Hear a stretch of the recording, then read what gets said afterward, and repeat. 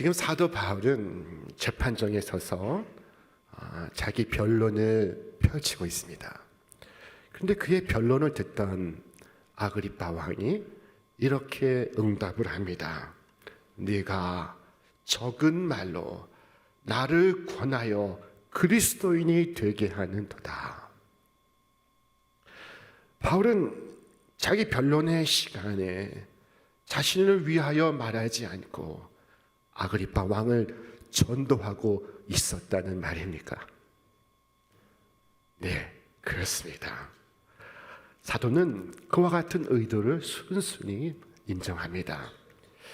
당신뿐만 아니라 오늘 내 말을 듣는 모든 사람도 다 이렇게 결박된 것 외에는 다 나와 같이 되기를 하나님께 원하나이다.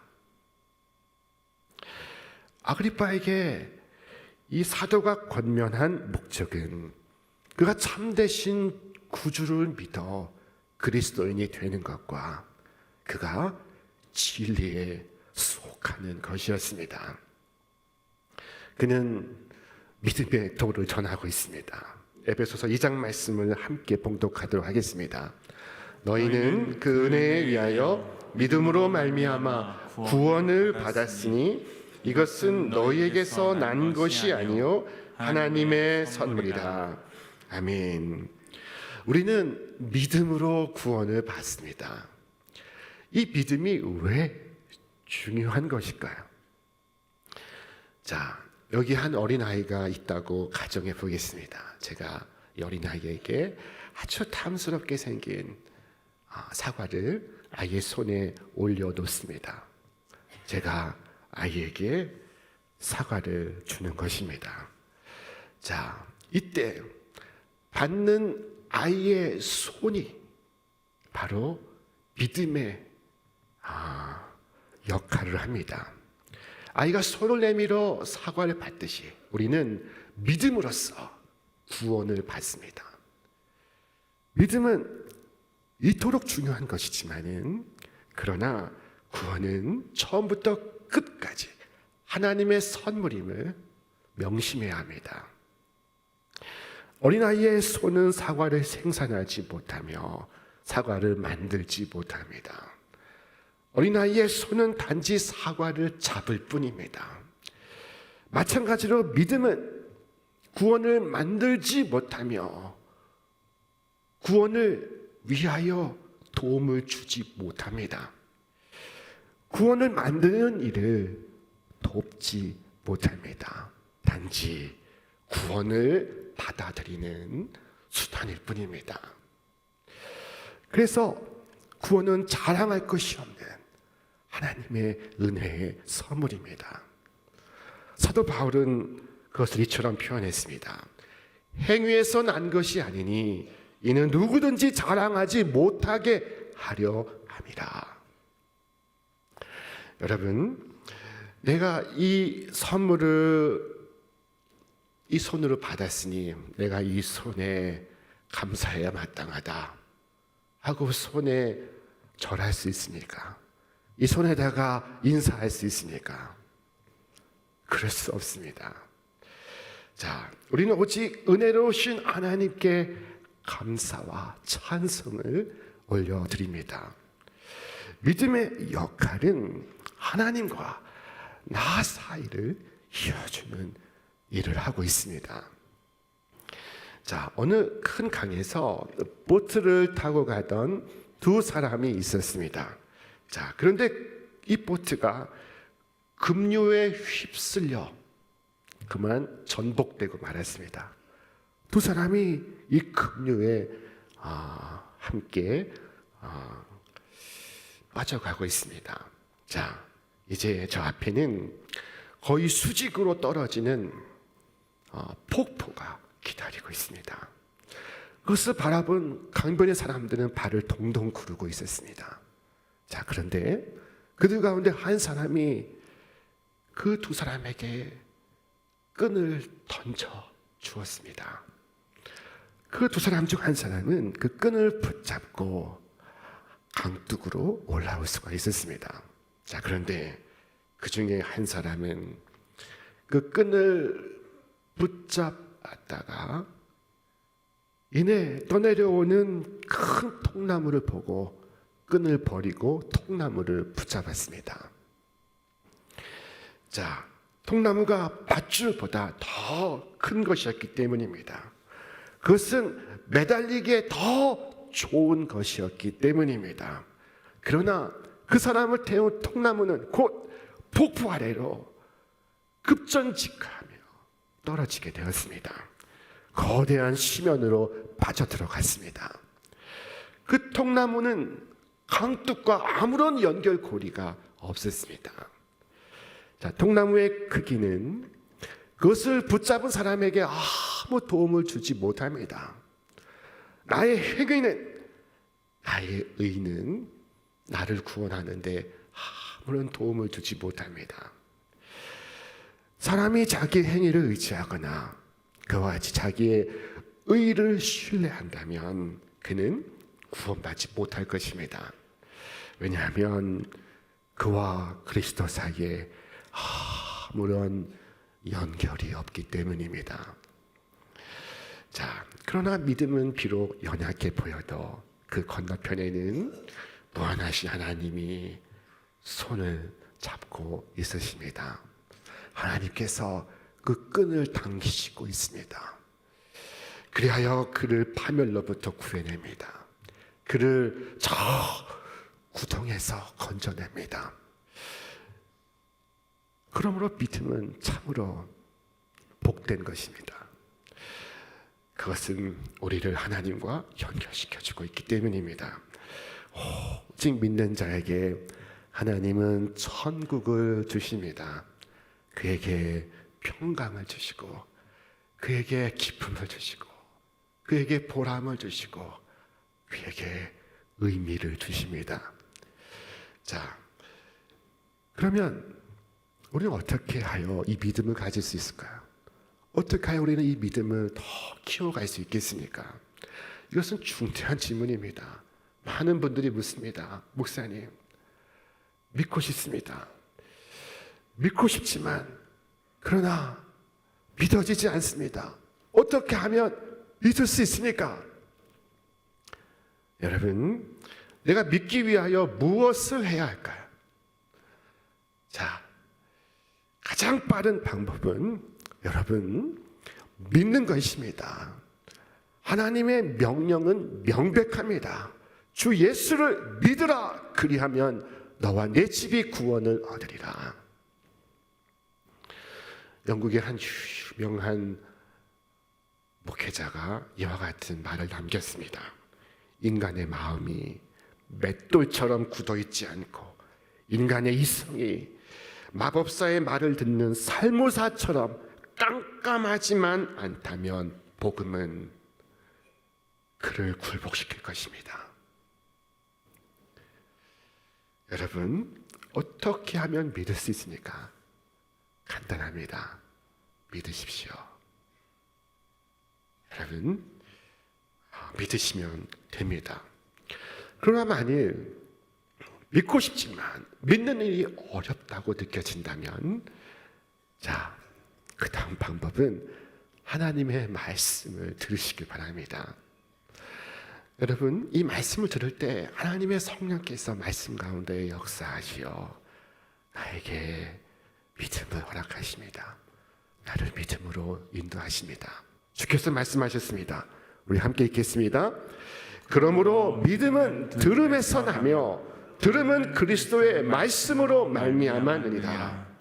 내가 열심히 주의 깊게 주의 말씀을 듣는다면 여러분, 하나님의 성령의 복되신 역사로 나는 마침내 믿는 사람이 될 것입니다. 자, 그러나 이것도 어렵다면 여러분, 다른 사람의 간증을 들으시기를 바랍니다. 바울은 부활하신 주님을 만난 자신의 경험을 반복해서 간증했습니다. 사람들에게 들려주었습니다.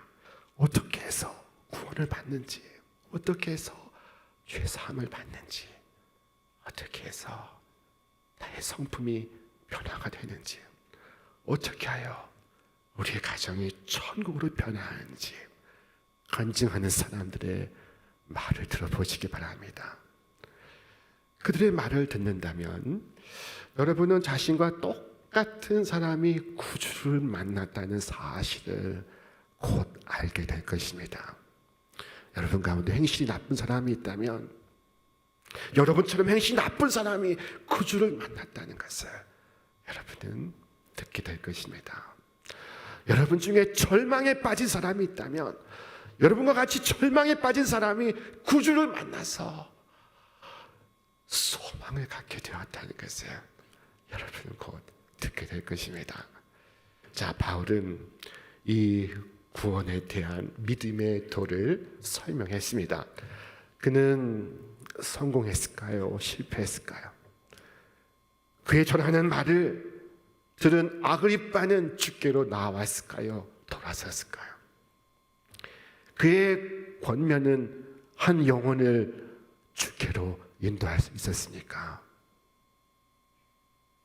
자, 안타깝게도 아그리빠는 그렇지 못했습니다. 그는 이렇게 말했습니다.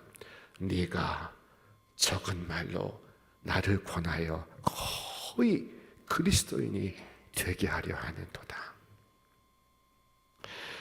이 아그리빠는 총독 베스도와는 다른 인물이었습니다.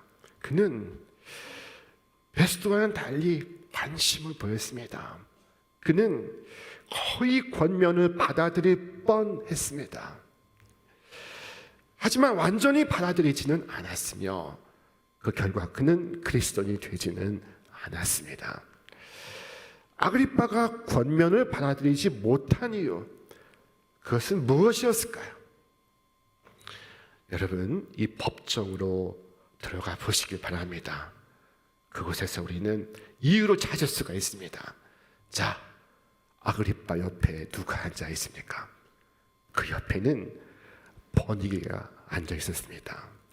이 버니게는 그의 여동생으로 이미 결혼을 2번 하였으며 그 중에 한 사람은 그녀의 삼촌이었습니다.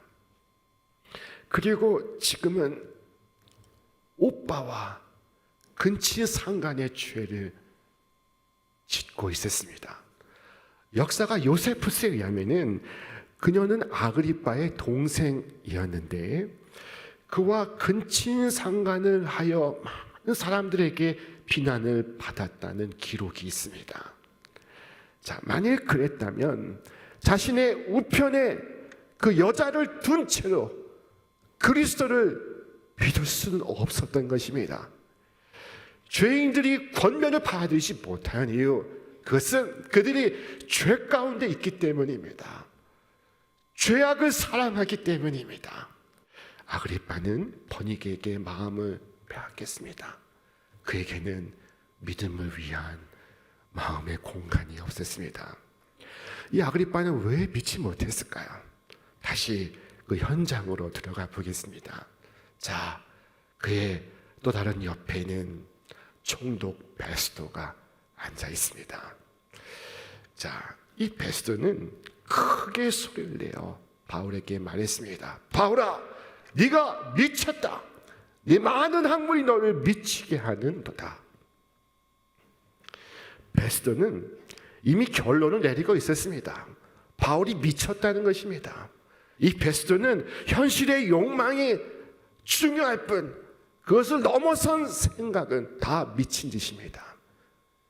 자, 여러분, 전도하다 보면 이와 같은 분들이 있습니다. 그들에게는 현재가 전부이고 그리고 영혼은 미친 짓입니다. 그들에겐 오늘의 욕망이 중요할 뿐입니다. 자, 그때 이 아그리빠는 베스도를 잠잠히 만들었어야 했을 것입니다. 베스도에게 진정하라고 말했어야 할 것입니다. 그러나 아그리빠는 주저하고 있습니다.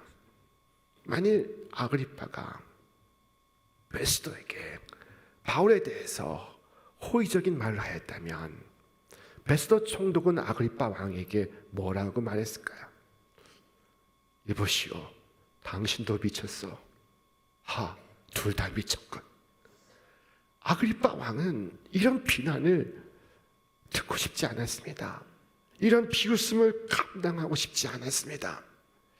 얼마나 많은 사람들이 나를 비웃을까 봐 내 믿음을 감추며 살고 있으니까, 얼마나 많은 사람들이 나를 조롱할까 봐 함께 이 믿는 도리를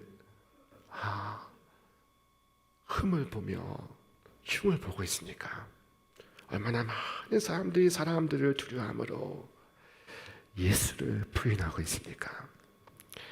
자, 여러분, 베스도는 자기 마음대로 하게 두고 여러분은 믿고 의를 행하시기를 주님의 이름으로 축원합니다. 아그리빠는 자신의 이 인기와 이 명예를 잃을 마음이 없습니다. 그의 마음속엔 믿음을 위한 공간이 없었습니다. 사람들이 그리스도인이 되지 못하는 이유 어디에 있습니까? 다른 데 있지 않습니다. 그들 자신에게 있습니다. 그들의 마음속에 믿음을 위한 공간이 없습니다. 자, 아그리빠의 말처럼 그가 거의 그리스도인이 되는 경우 그의 운명은 어떻게 될까요? 요한 웨슬레는 이 거의 그리스도인은 그리스도인이 아니라고 했습니다. 어느 시대 어느 민족에나 이 거의 그리스도인들이 살아갔습니다. 그러나 하나님 앞에서 이 거의는 아무 소용이 없다는 것을 여러분 알고 계십니까? 어느 한 사형수가 있었습니다. 자, 그가 교수형에서 거의 구출될 뻔하였습니다. 그에게 사형, 집행, 정지, 명령이 떨어지기 5분 전 그의 사형이 집행되었습니다. 그는 거의 살 수 있을 뻔하였으나 그는 죽고 말았습니다. 거의 살 뻔한 사람은 산 사람입니까? 죽은 사람입니까? 거의 그리스도인은 그리스도인입니까? 그리스도인이 아닙니까? 자, 오늘도 믿으라 하는 권면만 듣고 믿지 아니하는 이들이 많이 있습니다. 그들은 결국 영원한 형벌에 들어가게 될 것입니다. 권면을 받기만 하는 것은 도움이 되지 못합니다. 거의 그리스도인은 그리스도인이 아니기 때문입니다. 권면을 받기만 하고 그리스도인이 되지 않으면 그는 한없는 후회를 안게 될 것입니다. 바울은 담대히 말했습니다.